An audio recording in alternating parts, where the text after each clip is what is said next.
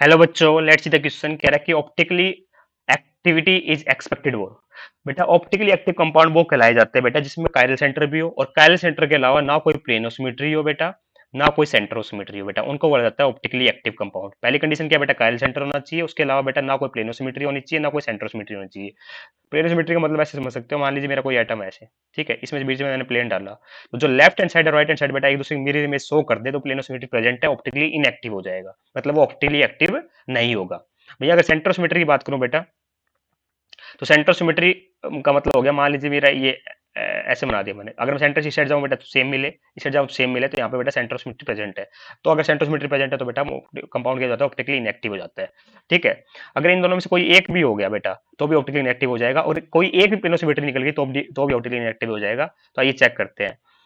Optical activity is expected for, पहला लिख रखा है 2 मिथाइल प्रोपेनोइक एसिड। ठीक है, तो इसका नाम स्ट्रक्चर बनाते हैं बेटा। प्रोपेनोइक एसिड मतलब 3 कार्बन हो गए बेटा, ठीक है, COH लगा दो बेटा, दूसरे नंबर पे मिथाइल ग्रुप लगा दो। ठीक है, तो ये बन जाएगा 2 मिथाइल प्रोपेनोइक एसिड इस तरीके से।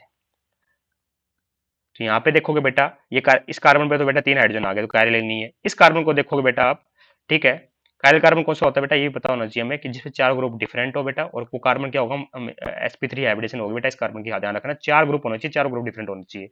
यहाँ पे बेटा हाइड्रोजन है, चलो ठीक है, बट 2 CH3 ग्रुप सेम आ गए तो बेटा ये काइरल कार्बन भी काइरल नहीं है, ये कार्बन भी काइरल नहीं था, ये भी काइरल नहीं है। आगे तो बेटा C डबल बॉन्ड OH आ गया।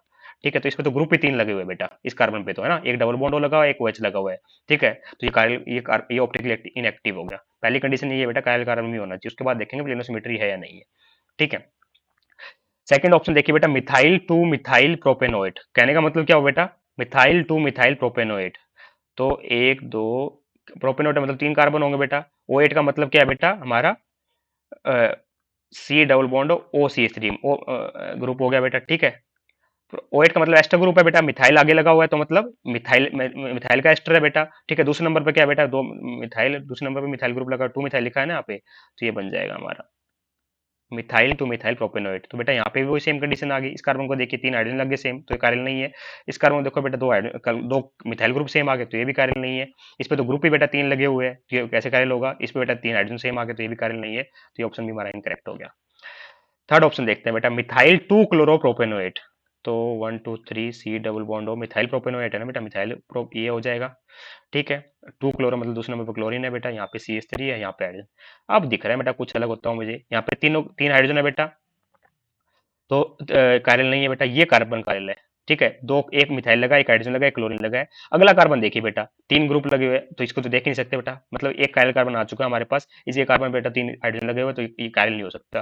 क्या देखिए, अब कोई प्लेनोसिमेट्री वगैरह प्रेजेंट है बेटा, देखिए अनसिमेट्रिकल मॉलिक्यूल है, साफ साफ दिख रहा है, कहीं से प्लेन डाल लो आप, अगर यहाँ से डालो बीच में से, मान लीजिए मैंने ऐसे कर दिया, तो इस साइड बेटा डिफरेंट ग्रुप, इस साइड डिफरेंट है, कहीं भी मिरर इमेज नहीं बनेगी बेटा, मतलब कोई प्लेनोसिमेट्री प्रेजेंट नहीं है, ना कोई सेंट्रोसिमेट्री प्रेजेंट है, मॉलिक्यूल अनसिमेट्रिकल है, तो मतलब ये ऑप्टिकली एक्टिव कंपाउंड है। तो थर्ड ऑप्शन बेटा बिल्कुल करेक्ट हो जाएगा। फोर्थ चेक करते हैं बेटा, प्रोपेनोइक एसिड। तो प्रोपेनोइक एसिड क्या होता है, CH3 CH2 COH। यहाँ तो बेटा कोई कार्बन कार्बन नहीं दिख रहा मुझे। ठीक है, क्यों, पहले कार्बन पे 3 हाइड्रोजन सेम आ गए बेटा, दूसरे पे 2 हाइड्रोजन सेम आ गए, तीसरे पे बेटा ग्रुप ही 3 लगे हुए, चौथा तो ग्रुप ही नहीं लगा हुआ। ठीक है, तो आगे कार्बन है ही नहीं। ठीक है, तो इसका मतलब ये भी हमारा इनकरेक्ट हो गया। Hence option number third is correct. Optically active compound is methyl two chloropropanoate. Thank you so much.